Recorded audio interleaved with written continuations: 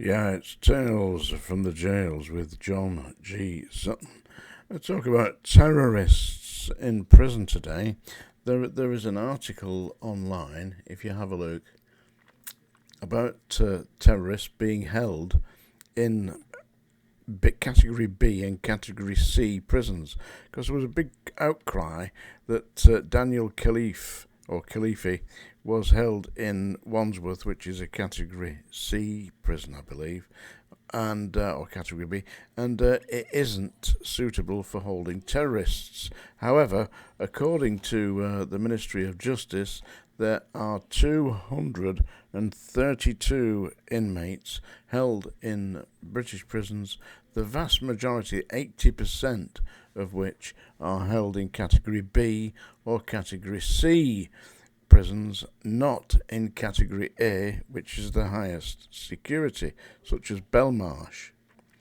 Yeah, and one of the former prison governors, a retired prison governor called Professor Ian Aitchison, who has reviewed Islamic extremism in jails for the government, has said that this is an exact quote from Professor Aitchison. He said, terrorist-connected prisoners and suspects must be held in conditions of security that match their risk.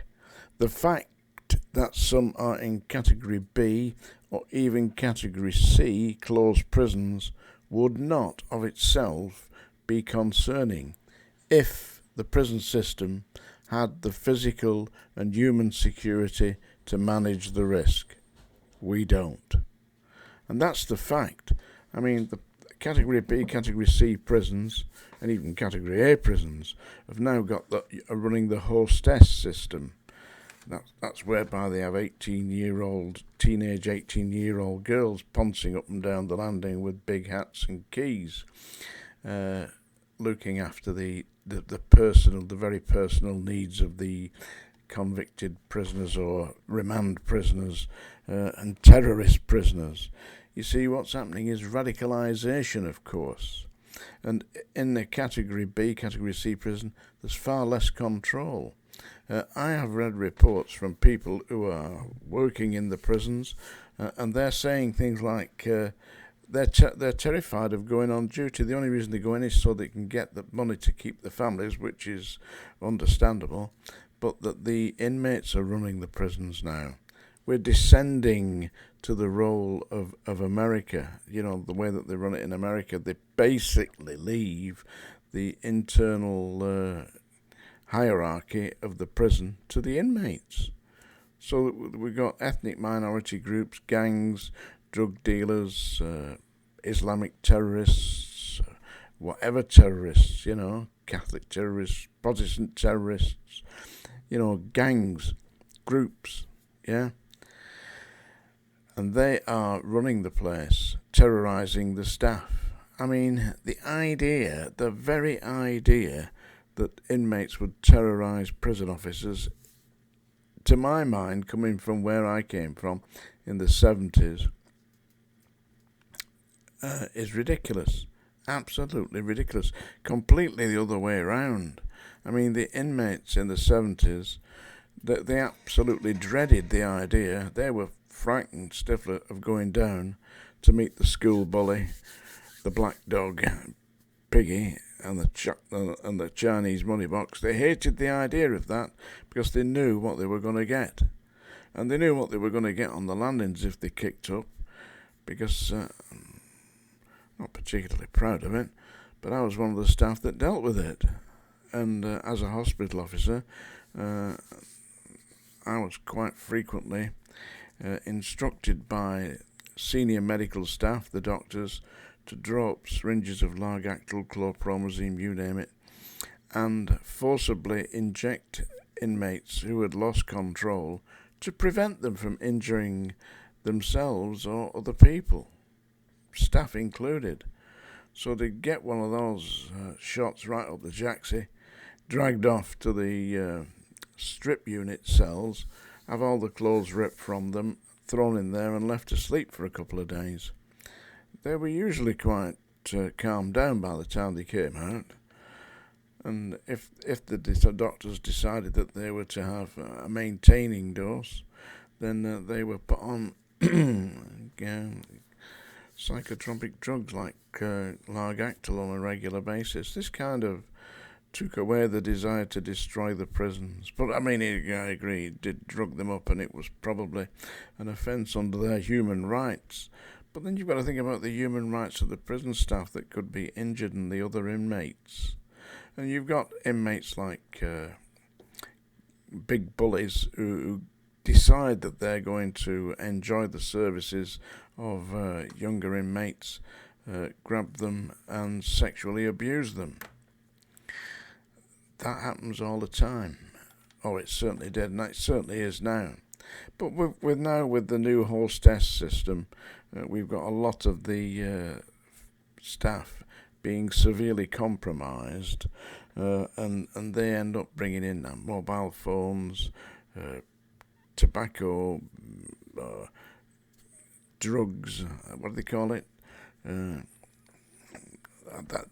drug that drives everybody crazy. Anyway, I'd never had any myself, but bringing in drugs like this, and that they're subsequently being prosecuted.